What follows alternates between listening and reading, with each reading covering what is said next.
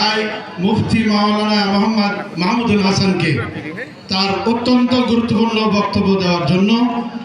সম্মানিত উপস্থিতি, এ পর্যায়ে বক্তব্য পেশ করবেন বাংলাদেশ ইসলামী ছাত্র শিবিরের মালদা উপজেলার সাবেক সভাপতি, ইসলামী বিশ্ববিদ্যালয়ের ছাত্র শিবিরের কুষ্টিয়া জেলা শহর শাখার সভাপতি ভাই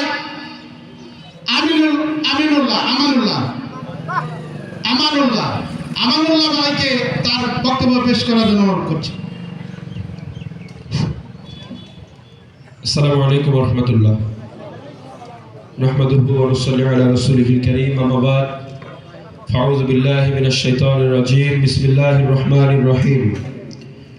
ইল্লা তাগফিরু ইউআযযিবুকুম আযাবান আলীমান ওয়া ইস্তাবদিল কওমান গায়রাকুম ওয়া লা তাদুররুহু শাইয়্যান আল্লাহু আলা কুল্লি শাইইন কাদির।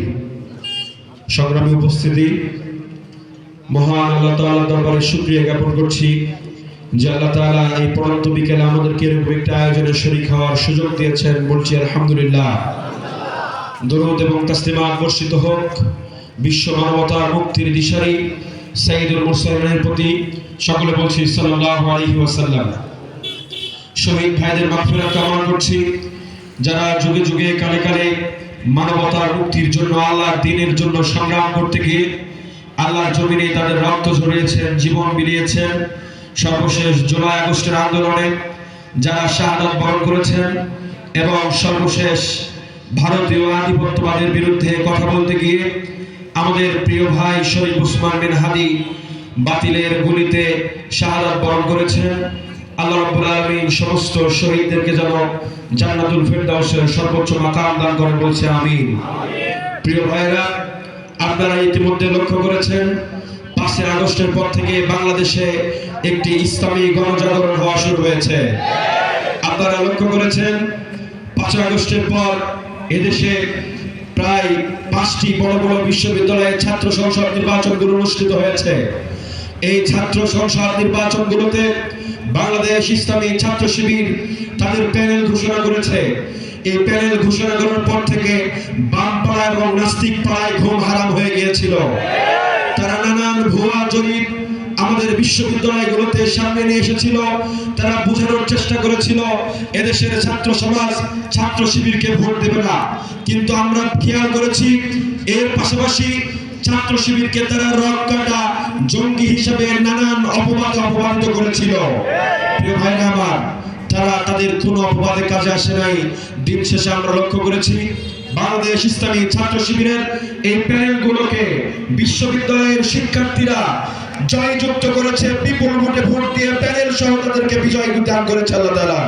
প্রিয় ভাইরা আমার, সুতরাং আমরা বলতে চাই বাংলাদেশ জামাত ইসলামীকে নিয়ে বর্তমানে যখন তারা দেখেছে সারা দেশব্যাপী দাঁড়িপাল্লার গণজোয়ার শুরু হয়েছে, দাঁড়িপাল্লার এই গণজোয়ারকে রুখতে গিয়ে আমাদের প্রতিপক্ষ যেই বন্ধুরা রয়েছে তারা নানান ভাবে জামাত ইসলামীকে নিয়ে বিসংখ্যান করার চেষ্টা করছে।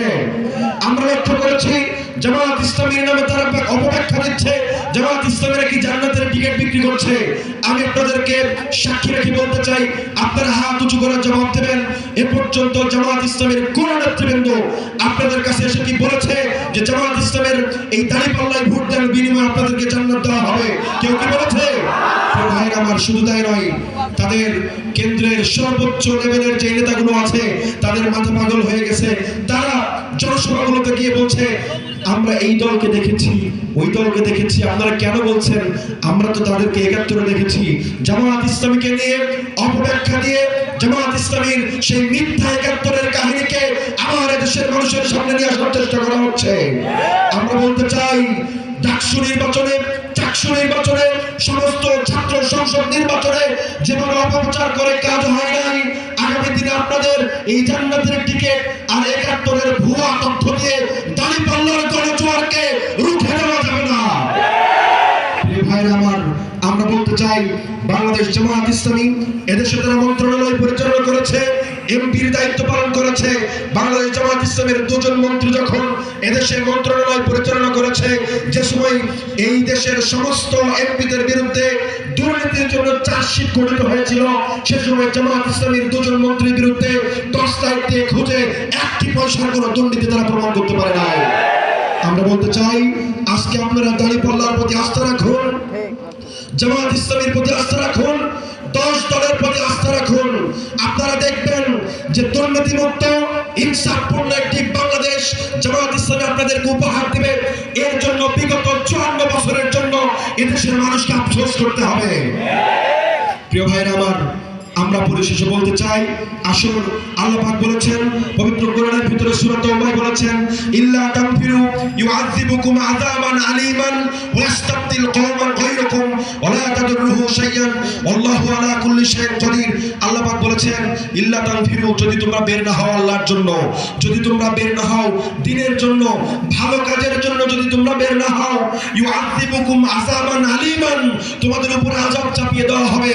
তোমরা তোমাদের উপর আরেকটি জাতিকে আল্লাহ পাক বসিয়ে দিবেন, যেই জাতির তোমরা কোনো ক্ষতি করতে পারবে না। প্রিয় ভাইরা আমার, সুতরাং আমরা বিগত 15 বছরে যে স্বৈরাচার, যে ফ্যাসিস্ট আমাদের মাথার উপরে বসে এদেশ থেকে তারা লক্ষ কোটি টাকা লোপাট করে, চুরি করে, ছিনতাই করে, ডাকাতি করে এদেশের সম্পদকে যারা বিনষ্ট করেছে, যারা বিদেশে বাড়িঘর তৈরি করেছে, আমরা এর খেসারত আগামী দিনে আর দিতে চাই না। আমরা সৎ, যোগ্য, নৈতিক, ক্ষুধাভীরু মানুষদেরকে ইলেক্টেড করে সংসদে পাঠিয়ে একটি সুন্দর এবং ন্যায়, দুর্নীতিমুক্ত, ইনসাফপূর্ণ বাংলাদেশ গড়তে চাই। কি বলেন, কথা ঠিক কিনা? আমার এই আশাবাদ ব্যক্ত করে আমার কথা এখানে শেষ করছি। বাংলাদেশ ইসলামী ছাত্র শিবির জিন্দাবাদ, বাংলাদেশ জামাত ইসলামী জিন্দাবাদ, ইনকিলাব জিন্দাবাদ। আসসালামু আলাইকুম ওয়া রাহমাতুল্লাহ।